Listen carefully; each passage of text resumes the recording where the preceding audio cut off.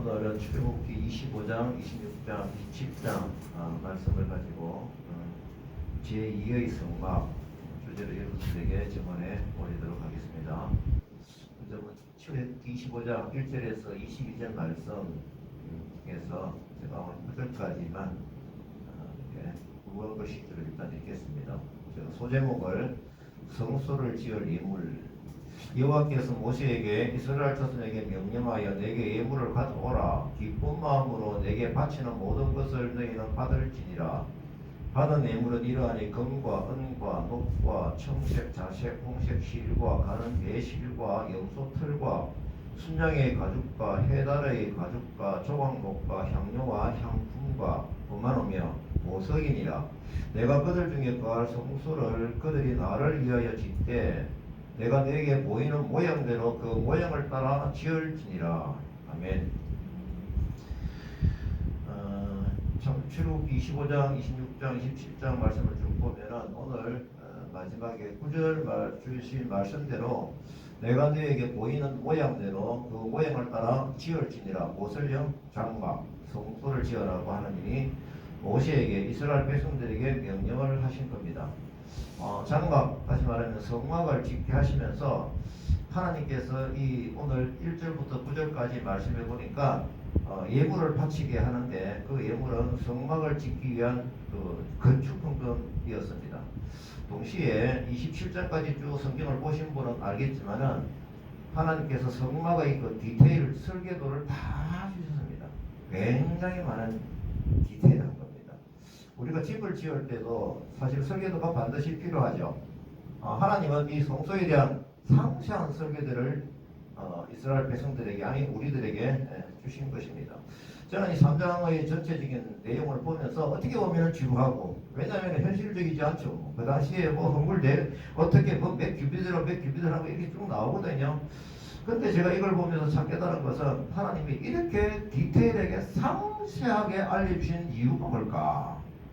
하나님은 사실은 우리와의 사랑의 관계를 위해서 우리를 창조하셨잖아요. 그러면 삼위일체 하나님의 형상, 우리의 형상으로 하나님께서 창조하셨는데 그 창조하신 이유가 무엇입니까? 하나님과 사랑의 관계를 맺고 또 교제하기 위해서 우리를 창조하신, 그게 주 목적이었거든요. 그러면은 어디서 어떻게 만나야 하는가라는 문제입니다. 그래서 성전입니다.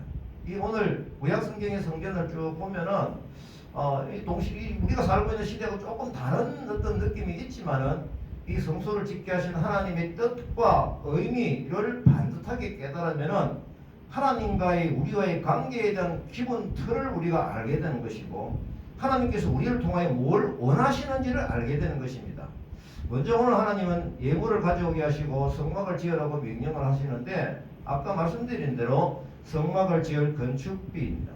제가 사실 과거를 좀 돌이켜보니까 여러분들도 그런 경험을 많이 하셨을 겁니다. 옛날에 참 건축하면서, 왜냐하면 한국교회가 그때 막 70, 80년대, 90년대 굉장히 성장을 하면서 얼마나 건축 얘기가 많았습니까? 요즘은 이제 리모델링 쪽으로 주로 많이 가지만 그때는 이 처소 자체가 지어지는 거예요. 그래서 제가 돌이켜보니까 이전에 건축 헌금을 한 기분 좋은 기억이 참 많이 좀 있어요. 어떻게 가는 데마다 이렇게 건축을 하더라고요. 그래서 뭐 젊은 사람 돈이 없는데 그래도 애를 쓰면서 열심히 작정 헌금도 하고 했던 기억이 참 많이 납니다.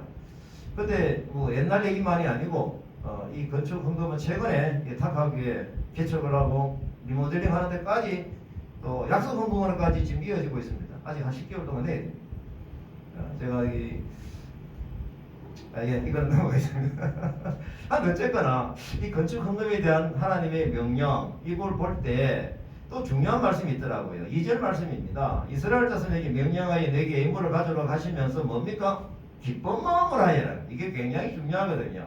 그래서 내게 바치는 모든 것을 너희는 받을지니라. 이게 무슨 뜻입니까? 하나님께 바치는 것 공짜가 없다라는 겁니다. 하나님께서 반드시 너에게 이런 것을 다 응답하리라. 하나님의 약속이 2절 말씀에 들어있는 것입니다. 그렇습니다. 하나님께 예물을 바치는 원리가 있습니다. 양이 아닙니다. 뭡니까? 기쁨으로 드려야 됩니다. 기쁨이 안 되면 그 양을 포기하십시오. 그래서 하나님께 예물을 드릴 때 전 인격적인 결단으로 하나님께 드리는 것이 하나님이 원하시는 바로 그 헌물인 것입니다. 오늘 이 말씀에 보니까요, 하나님께 요구하시는 예물의 종류를 쭉 보니까 굉장히 무게감이 있는 품목들입니다.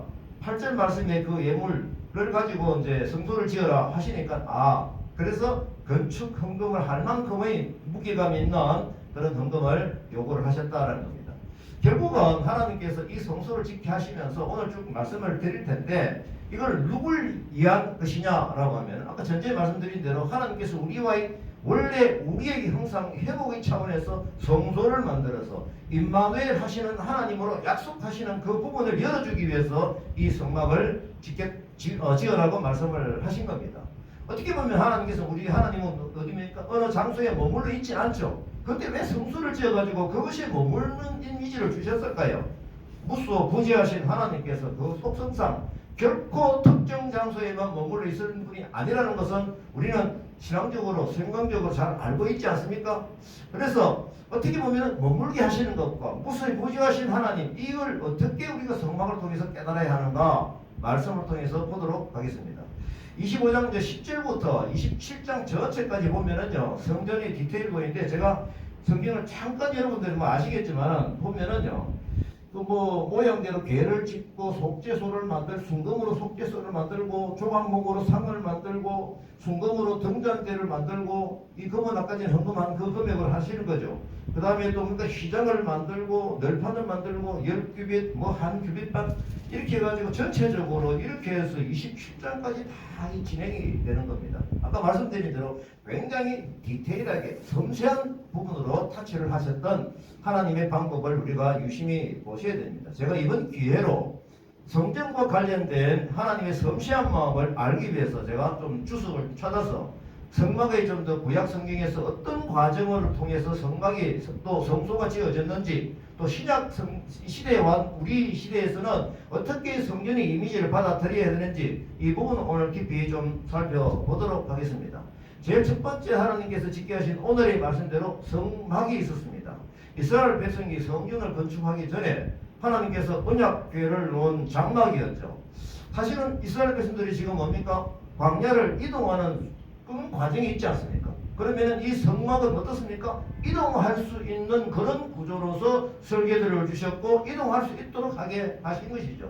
그래서 성막이라고 불렀고, 성막은 모세에 의해서 시내산에서 처음 세워진 것이죠.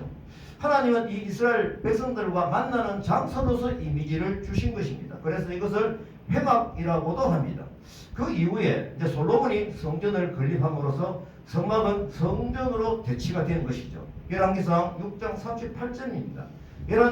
11째 불월 곧 8째 달에 그 설계와 식양대로 성전 건축이 다 끝났으니, 여기도 보면은 하나님께서 설계와 모든 것을 주셨다라는 것을 알 수가 있습니다. 솔로몬이 몇 년 동안? 7년 동안 성전을 건축하였더라라는 겁니다. 그래서 성전은 어떻습니까? 이미지가 뭡니까? 신성한 집, 또 하나님께 예배들을 목적으로 세운 바로 건축물을 말하는 것입니다. 하나님께서 자신의 이름을 여호와의 두실 이른 장소로서 특별한 곳을 선택을 하셨는데, 여호와 하나님 이름 뭡니까? 내가 너희들 앞으로 보여줄 하나님, 이 부분을 약속하시는 것이죠. 뭘 통해서요? 성전을 통해서입니다. 신명기 12장 11절 상반절에 보게 되면 너희는 너희 하나님 여호와께서 자기 이름을 두시려고, 그렇죠? 자기 이름을 두시려고, 이게 여호와 하나님이신 겁니다. 택하실 그곳으로 내가 명령한 것을 모두 가지고 갈지니, 그리고 오직 그곳에서만 제사를 드리라고 하셨죠. 신명기 12장 13절 14절 이어지는 말씀을 보입니다. 너는 산가서 내게 보이는 아무 곳에서나 번제를 드리지 말고, 그렇죠? 오직 너희 한 지파 중에 여호와께서 택하실 그곳에서 번제를 드리고, 또 내가 내게 명령하는 모든 것을 거기서 행할지니라. 바로 그것이 구약 성경에서의 성전의 이미지입니다. 이 성전이 이제 아까 말씀드린 솔로몬에 의해서 성전이 이제 BC 960년이라고 그러네요. 그때 이제 솔로몬에서 진짜 구조물적인 어떤 성전이 지어져 있죠. 예루살렘 성전은 유대인 예배 중심지였습니다. 솔로몬이 성전을 헌당하면서 한 그 봉헌사가 매우 유명합니다. 제가 이 봉헌사를 읽고 얼마나 감동을 받았는데요. 그래서 제가 이걸 메모를 좀 다 했었거든요. 오늘 그것을 잠깐 같이 살펴보도록 하겠습니다. 봉헌할 때 보면은 이 분위기가 말입니다. 하나님의 영광, 여호와의 영광이 하늘로 내려가지고 성전을 가득 채웠다라는 표현이 되어져 있습니다.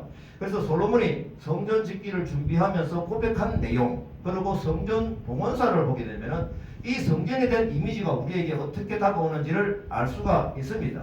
역대하 2장 6절 말씀을 봅니다. 누가 능히 하나님을 위하여 성전을 건축하리요? 하늘과 하늘들의 하늘이라도 주를 용납하지 못하겠거든 내가 누구에게 어찌 능히 그를 위하여 성전을 건축하리요? 그 앞에 분향하려 할 따름이니이다. 솔로몬은 성전을 건축하고자 하는 의도가 무엇인지를 보여주고 있습니다. 여호와를 전에 모시기 위해서 성전을 짓는 것이 아니라 무엇입니까? 여호와 앞에서 분향하기 위해서, 예배하기 위해서 성전을 짓는다라고 하는 것이죠. 이와 같이 성전이 여호와를 모셔두는 것이 아니라 여호와를 예배하는 곳, 또 뭡니까? 이것을 강조하는 것이죠. 결국 여기서 표현해 보게 되면은 하늘의 하늘들의 하늘이라 이게 무슨 뜻입니까? 굉장히 좀 복잡하죠. 이 문자적인 뜻은 뭡니까? 최고의 하늘이라는 뜻입니다. 어떻게 인간적인 표현으로서 최상을 표현을 한 것이죠. 제가 전에 말씀을 한번 드렸잖아요. 하늘의 이미지가 숫자로 표현하면 3이라는 이미지. 3은 이스라엘 백성들의 3은 하늘이라는 뜻입니다. 땅은 뭡니까? 4라는 이미지가 있다고 그랬죠. 이 3층, 하늘을 3층으로 본 것입니다. 결국 뭐냐면 하나님이 계시는 하늘청, 그 다음에 해와 달이 있는 대기권의 하늘청, 그 다음에 우리가 눈에 보이는 새들이 날아다니는 하늘청, 이렇게 3층으로 본 겁니다. 결국 솔로몬은 뭡니까? 최고의 하늘, 하늘과 하늘들의 하늘이라도 이렇게 표현을 한 것이죠. 고린도후서 12장 2절에도 봅니다. 내가 그리스도 안에 있는 한 사람을 아노니 그는 14년 전에 셋째 하늘에 이끌려 간 자라. 셋째 하늘, 이게 바로 뭐냐면 최고의 하늘이라 라는 바로 문학적인 표현인 것입니다. 자, 그 앞에 뭡니까? 우리가 분향하려 할 따름이다. 이처럼 솔로몬은 하나님께 무한하신가, 무소부재하신 하나님을 뭡니까? 어떤 방식으로든 제한할 수 없는 고백도 하면서 거기에서 하나님 당신의 목적과 계획에 따라서 스스로 모든 것을 초월하시는, 또 무소부재한 초월자이신 하나님과 함께 하시는 하나님께 예배하는, 하나님이 우리 안에 내재하시기를 기대하면서 예배하는 그 장소로서의 성전의 의미인 것입니다. 그렇기 때문에 인간은 단지 하나님을 경외하고 그분께 영광을 돌릴 따름이다 라고 합니다.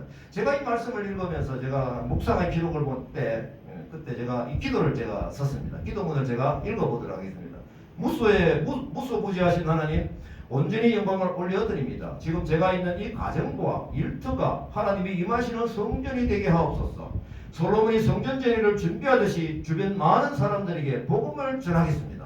하나님이 임하시는 성전이 확장되기 위해서 복음을 전하겠습니다. 예수님의 이름으로 기도합니다. 아멘.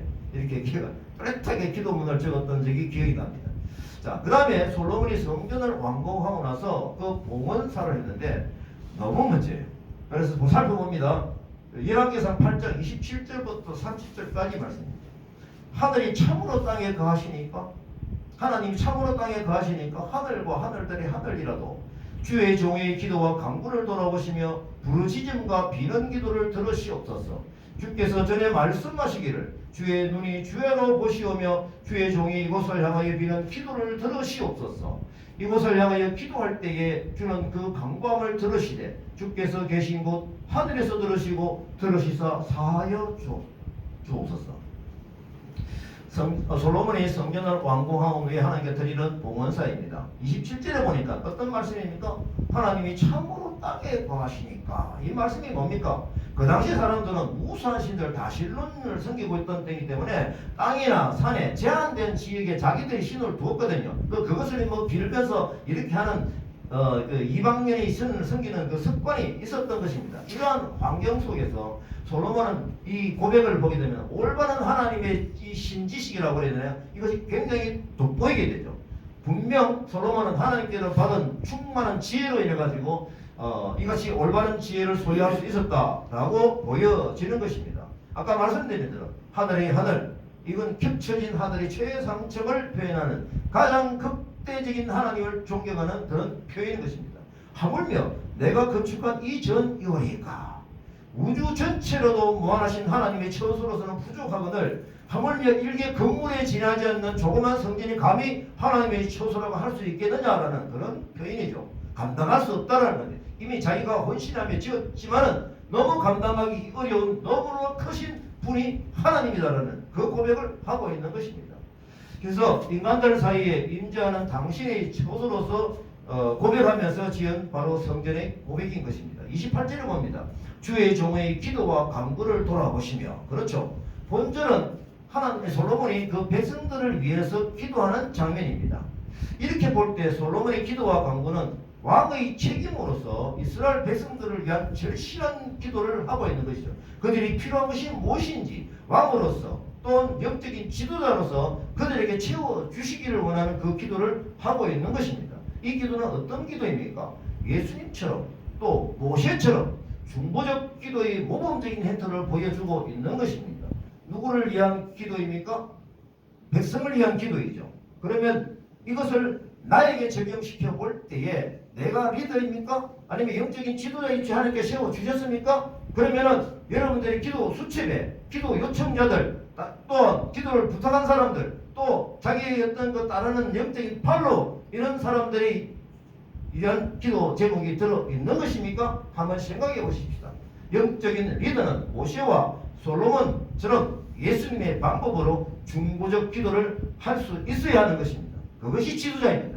28절 하반절에 보게 되면 솔로몬이 기도는 어떤 기도였습니까? 부르짖음으로 비는 기도를 합니다. 기도의 분위기가 달라지죠? 그냥 설적하는 기도가 아닙니다.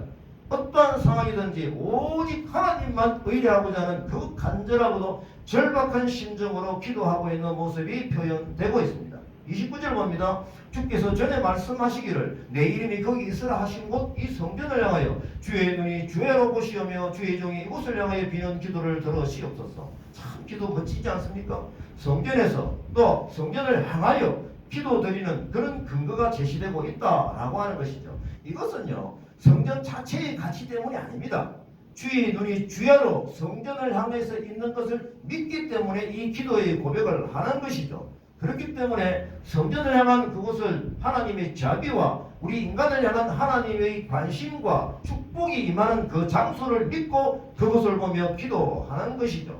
영적인 지도자는 이렇게 중보적 기도를 절실히 간절히 비는 기도를 해야 하는 것입니다. 제가 이 기도의 문을 적을 때 모범적으로 기도하신 분이 생각이 났어요. 영적인 지도자 다니엘, 정말 이스라엘 예루살렘을 향해서 창을 열어놓고 기도를 했을 때 그냥 한 기도가 아니죠. 지금 이 기도가 들키면은 목숨이 위험할 정도의 어떤 배경을 알면서도 평소의 습관대로 예루살렘을 성소를 향해서 기도한 그 모습, 그 배경이 무엇인지 아십니까?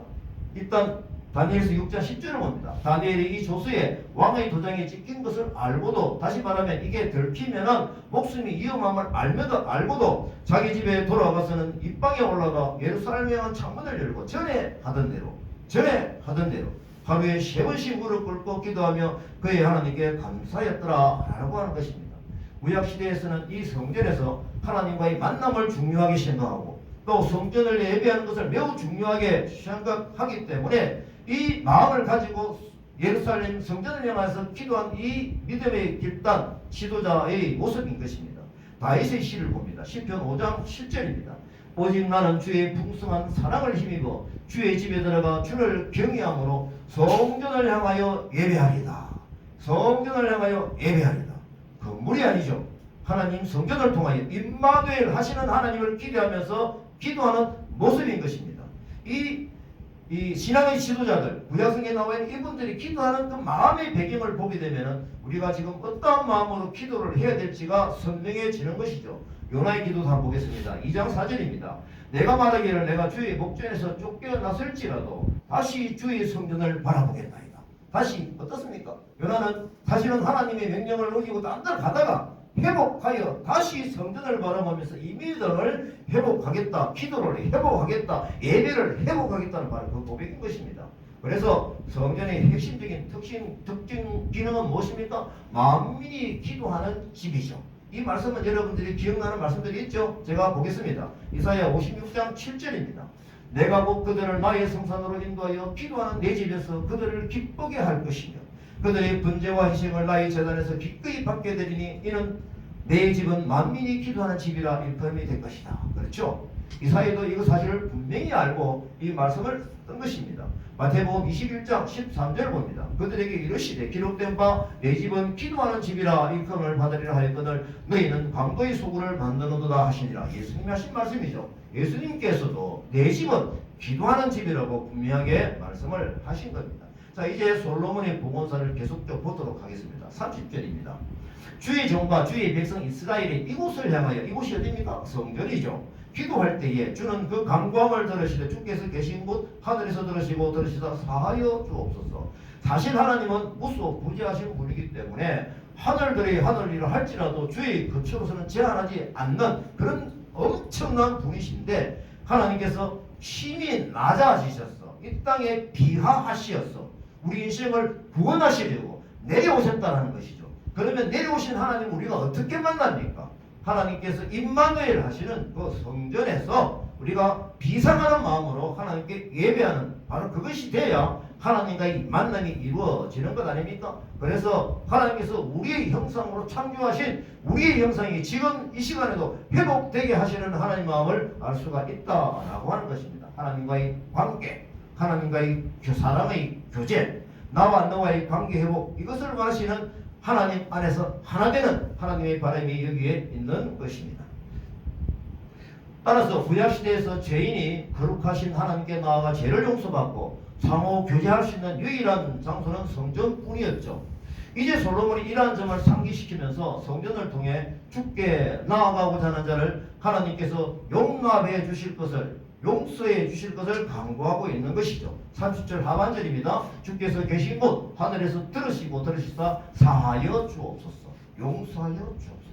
비록 본문이 하나님 임재 처소로서 성전을 봉헌하는 장면이지만은 하나님이 진정한 거처는 하늘의 중의 하늘, 이렇게 거듭 밝히고 있는 것입니다. 이제 하나님의 시선이 이 성전을 향하고 있다는 확신하는 기도를 하는 것입니다. 이 부분은 지금 여러분에게도 이것이 바로 영적인 흐름으로 와야 되는 것입니다. 자, 솔로몬의 봉헌사를 또 계속 보겠습니다. 열왕기상 8장 34절부터 49절까지 제가 핵심 내용만 뽑아냈습니다. 주는 하늘에서 들으시고 주의 백성 이스라엘의 죄를 사하시고 그들이 조상들에게 주신 땅으로 돌아오게 하옵소서. 주는 계신 곳 하늘에서 들으시고 사하시며 각 사람의 마음을 아시오니 그들이 모든 행위대로 행하사 갚으시옵소서. 주만 홀로 사람의 마음을 다 아심이니이다. 주는 계신 곳 하늘에서 들으시고 이방인이 주께 부르짖는 대로 이루사 땅의 만민이 주의 이름을 알고 주의 백성 이스라엘처럼 경외하게 하시오며 또 내가 건축한 이 성전을 주의 이름으로 일컫는 줄을 알게 하옵소서. 주는 하늘에서 그들의 기도와 간구를 들으시고 그들의 일을 돌아보옵소서. 주는 계신 곳 하늘에서 그들의 기도와 간구를 들으시고 그들의 일을 돌아보시오며. 이 말씀을 보게 되면은 솔로몬의 성전, 하나님의 진정한 처소일 수는 없으며 다만 하나님의 언약에 의해서 하나님 당신의 백성들을 만날 장소로서 그 땅 그것에 지정하셨을 뿐이다 라는 의미가 있는 것이죠. 따라서 하나님이 하늘에 계신다는 말 속에는 어떤 것이 있습니까? 하나님이 전지전능한 성이 거기에 내포되어져 있는 것입니다. 다시 말하면 하나님께서 하늘에서 모든 인간의 일구수 일투족 모든 것을 다 감찰하고 계시는 하나님을 고백하고 있는 것입니다. 그래서 39절 다시 봅니다. 주는 계신 곳 하늘에서 들으시고 사하시며 각 사람의 마음을 아시오며 그들이 모든 행위대로 행하사 갚으시옵소서. 주만 홀로 사람의 마음을 다 아심이니이다. 지금까지는 제가 솔로몬의 성전이 완공한 후 봉헌사를 집중해서 성전의 의미를 살펴보았습니다. 그 다음 성전은 어떤 성전이었습니까? 스룹바벨 성전이죠. 이스라엘 백성들이 하나님께 죄를 예레미야 예언을 통해서 바벨론에 멸망을 하고 바벨론을 포로로 잡혀간 사람들 중에 하나님께서 약속하신 대로 70년 만에 회복시켜주는 그 약속대로 1차 포로기한이 지도자가 누구였습니까? 스룹바벨과 예수아였죠. 그래서 스룹바벨 예수아가 한 일이 뭐였습니까? 본국에 와가지고 하나님께 예배할 예배 처소를 공사를 한 것 아닙니까? 그들이 이제 성전을 짓다가 또 사마리아 사람들에서 방해를 받아가지고 14년 동안 정지가 되었을 때 하나님이 이것이 매우 중요하기 때문에 다시 누구를 보냈습니까? 학교와 서가리를 보내셔가지고 다시 성전을 짓도록 촉구하셔가지고 결국은 전체적으로 보니까 약 20년 만에 하나님의 성전이 이렇게 완성이 된 것이죠. 제2의 성전으로 불리는 이 건축물인 것입니다. 이 건축 성전은 나중에 헤롯 대왕에 의해서 크게 확장이 되고 아름답게 지어졌다라는 것입니다. 이 헤롯 성전은 여러분들 사실은 그 당시 왕이라면 사실은 이게 정체성이 좀 불분명한 사람이었거든요. 아람 이방인이었습니다. 이게 이스라엘로 와가지고 왕 노릇을 하자니 로미로서 왕권을 땄거든요. 그런데 이스라엘 사람들에게 좀 잘 보이고 싶은 거예요. 그렇기 위해서 지은 성전이 바로 헤롯 성전입니다.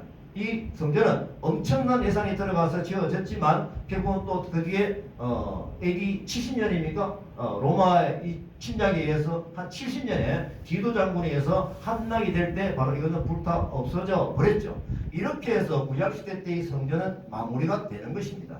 자, 그러면 이 성전의 의미를 우리가 이사야 선지자 중에 대표적인 분이 이사야잖아요. 이사야가 성소에 관련된 고백을 한번 보면은 또 우리가 지금까지 봉헌사를 통해서 또 뭡니까 여러 가지 과정을 통해서 모세가 지은 성막을 통해서 이런 어떤 주셨던 하나님 마음이 똑같이 여기에 들어있는 것을 확인하게 될 것입니다. 이사야 66장 1절 말씀입니다.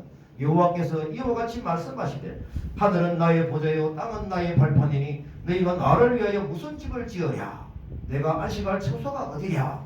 지금까지 살펴본 대로 하나님의 초월성을 부각시키는 바로 그 내용이죠. 즉 하나님은 특별한 건물, 제한된 건물 안에 계신 분이 아니라 온 우주에 편재해 있는 하나님이다 라고 하는 것을 이사야 선지자는 강조하고 있는 것입니다. 자, 이제 우리가 살고 있는 신약시대에서 말씀하시는 성전에 대한 의미를 확인을 합니다.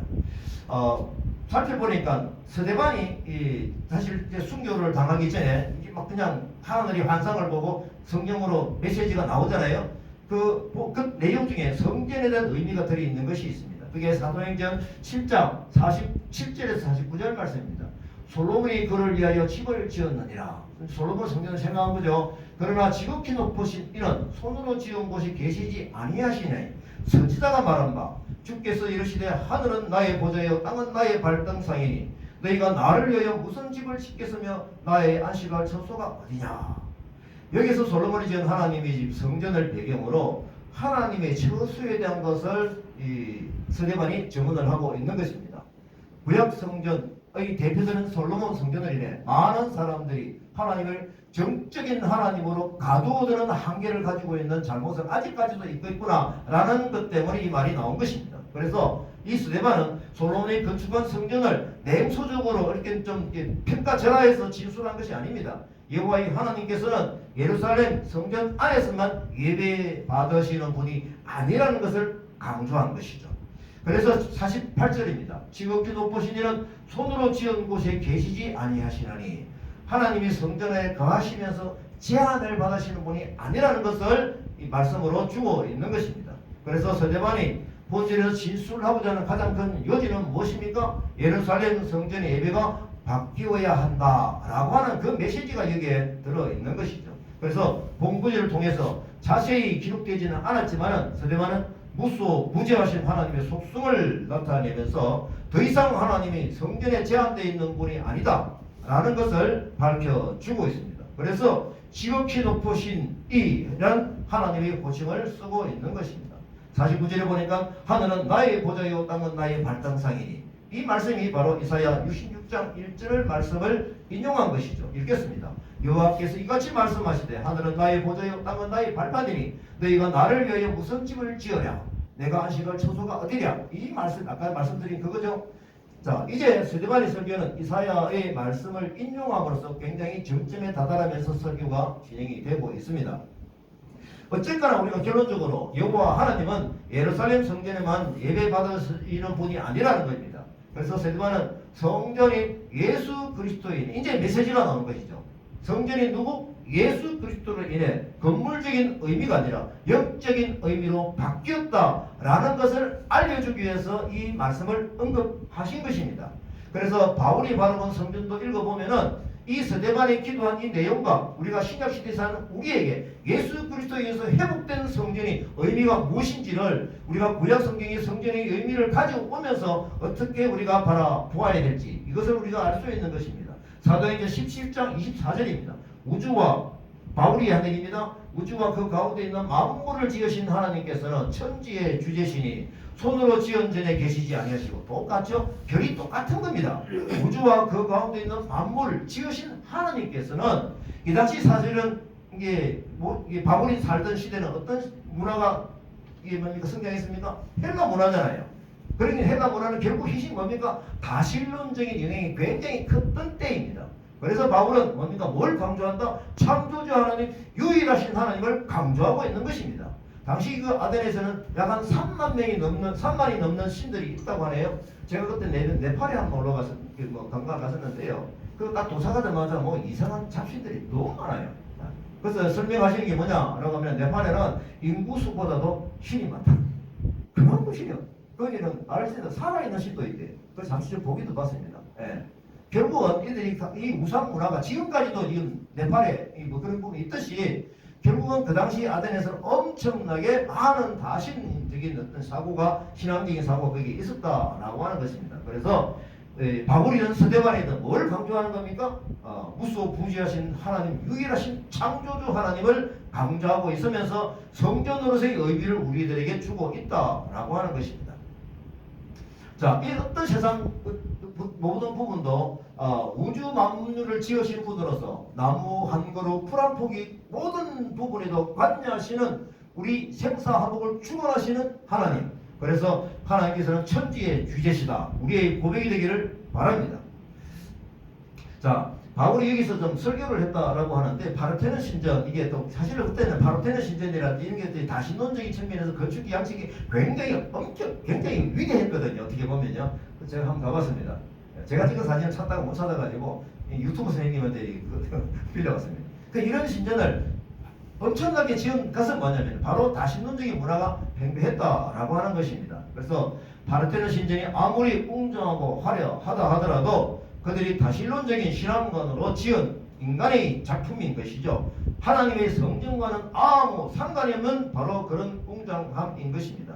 그때 제가 여기 가니까 옆에 돌론더기 떡이 있는데 그게 이제 바울이 아레바고 공예 설교를 한 바로 이 장소가 여기다 하고 하더라고요. 그러니까 신전이 있는 그 옆에서 이 바울은 뭡니까? 이 하나님 유이신 하나님을 증언한 그 설교를 그 자리에서 했다라는 것을 제가 설명을 들은 것이 기억이 납니다. 제가 이래서 성구약 성경에서 성전이라는 단어 검색을 제가 해봤습니다. 몇 군데 나오는가? 굉장히 많이 나와요. 491군데 나오더라고요. 성전이라는 단어가 엄청나죠. 그럼 하나님께서 이 단어가 많다고 하는 것은 하나님께서 이 성전에 대한 의미를 우리에게 알려주시는 얘기는 굉장히 많다는 겁니다. 구약 성경이 389개절에서 나오고요. 신약에서도 적지 않아요. 112군데 절에서 나옵니다. 구약 성경에서 성전의 의미와 또 신약에서의 그 성전의 의미를 우리가 연결해서 오늘 우리가 살펴보고 있는 중이거든요. 그러면 좀 구체적으로 신약에서의 성전의 의미는 뭐냐라는 겁니다.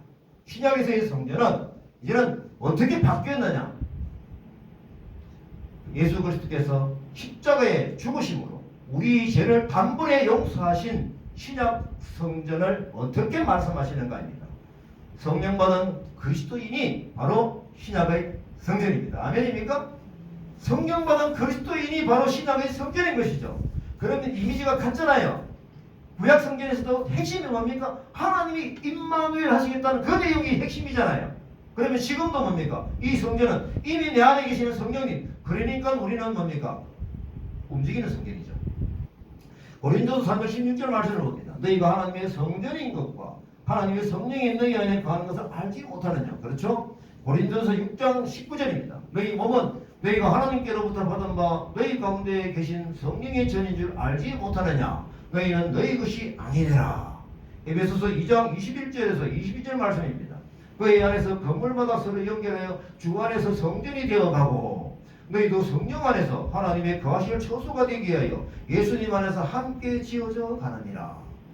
성전 안에 우리 사람 안에 우리 마음 안에 예수 그리스도가 계시고 성령이 계시니까 임마누엘 하시는 구약 성경과 똑같은 상황, 똑같은 말씀이에요. 그래서 요한복음 14장 26절 말씀입니다. 보혜사 곧 아버지께서 내 이름으로 보내실 성령 그가 너희에게 모든 것을 가르치시고 내가 너희에게 말한 모든 것을 생각나게 하시리라. 이것이 성령 충만입니다. 이것이 성전 충만인 것입니다. 그래서 고린도서 12장 3절 말씀을 또 봅니다. 그러므로 내가 너희에게 알게 하노니 하나님의 영으로 말하는 자는 누구든지 예수를 저주할 자라 하지 않고 또 성령으로 아니하고는 누구든지 예수를 주시라 할 수 없느니라. 성령이 임하실 때 그 반응이 우리에게 어떻게 드러나고 나타나야 하는가 하는 것입니다. 그래서 신약 성전은, 신약에서 시대의 성전은 육체라는 건물이 무너져도 예수의 이름은 떠나지 않는 것입니다. 요한복음 14장 16절 17절 말씀을 봅니다. 내가 여호와께 구하겠으니 아버지께 구하겠으니 그가 또 다른 보혜사를 너에게 주사 영원토록 너희와 함께 있게 하시리니 저는 진리의 영이라. 세상은 너희 저를 받지 못하나니 이는 저를 보지도 못하고 알지도 못함이라. 그러나 너희는 저를 아나니 저는 너희와 함께 거하심이요. 다시 하겠습니다. 저는 너희와 함께 거하심이 우리 안에 성전이라는 것이죠. 너희 속에 계시기. 구약시대 때의 제사로 비유하자면 사실 제가 이게 어떻게 될까 그러니까 비유를 제가 해봤어요. 이게 틀릴 수도 있습니다. 제가 생각해보면 요즘 뭐 집사람 문제하고 막 우리 집하고 막 등기하고 이런 부분이 막 그래가지고 구약시대 때의 제사는 비유하자면 좀 사글세로 사는 집 같아요. 집은 집인데 사글세 매월 돈을 내야 돼요. 자 주기적으로 예배를 드려야 되고 계속 요금 받아야 돼요. 주기적으로. 신약시대 때의 그런 제사는 뭡니까? 이제 내 이름으로 등기된 바로 우리 집인 거예요. 누가 나가라고 해. 비용 안 하지 모르겠어요 지금. 느낌은 저는 왔습니다. 저는 이해는 됐어요. 다시 말하면 구약시대 때의 제사는 사골세이기 때문에 장소가 중요했죠. 이 장소가 왜 신약시대 때 예배는 내 집을 즐기듯이 신령과 진정으로 드리는 마음이 중요한 것을 그 집에서 우리는 즐기는 거죠. 누구를 즐긴다? 내 안에 계시는 성령님과 함께 기뻐하며 즐기는 것이 바로 예배인 것입니다.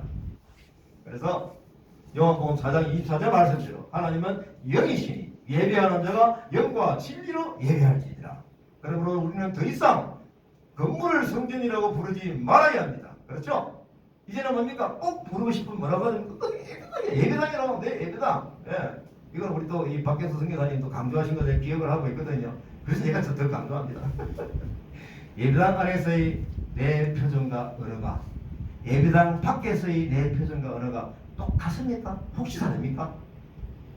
같은 우리는 움직이는 성전이잖아요. 근데 요 장소에 제한을 하게 되면 교회에서는 그런 가서는 웃으면서 악덕해요. 근데 교회를 떠나서 사람이 달라져요. 이중적인 신앙생활입니다. 분명히 잘못되었습니다.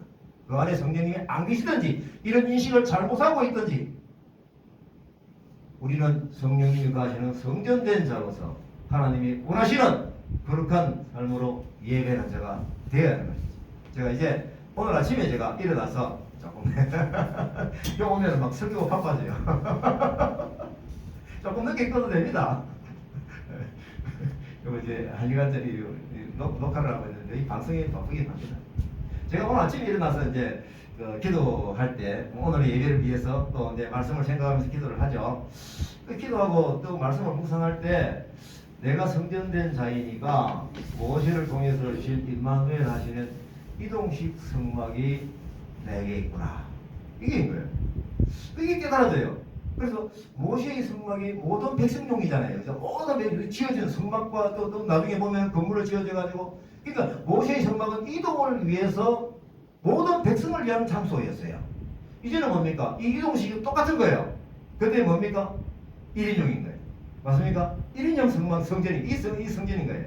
그래서 이게 깨달아지니까 자 그러면 동시에 제가 뭐가 깨달아지냐면 우와 그러면은 지금 출애굽기 25장에서 27장 3장에 걸쳐서 성전이 된 디테일도가 있잖아요. 그럼 그 디테일도가 지금 나에게도 주어지는 것이죠. 하나님께서 원하시는 그런 상시하고 오묘한 그런 어떤 모든 섭리의 영향력이 내 안에 지금 현재 뭡니까? 하나님께서 주시고자 하는 것이 이게 들어있다는 겁니다. 그 디테일도를 디테일하게 받아봐야 됩니다. 그래야 하나님의 그 마음을 깊이 알고 하나님의 뜻에 맞는 삶을 사는 것이 아닙니까? 그래서 저는 이 말씀을 깨닫고 아시면서 굉장히 좀 흥분이 됐어요. 그래서 제가 지금 주제를 사실은 뭐 성막인가 성전인가 막 이렇게 했다가 바꿔버렸어요. 뭡니까? 제2의 성막. 이게 뭡니까? 제2의 성막은 모세의 시대 때의 성막은 다시 돌아가는 거예요. 이동식이죠. 그러니까 우리가 어디에 가든지 간에 임마누엘 하시는 하나님을 깨달으면서 구약 성경을 통해서 하나님 주셨던 그 마음과 또 신약시대 똑같은 어떤 그 마음들을 우리가 깨달으면서 내 삶이 예배가 되기를 내 생활이 예배가 되기를 바라는 것입니다. 예배의 주체이신 예수 그리스도가 내 안에 계시기 때문에 예배당 밖에 나가도 내 안에 계시는 성전이 움직이고 있다라고 하는 것입니다. 그래서 삶의 예배가 중요한 것입니다. 동의하시면 아멘? 아멘. 네. 우리 코로나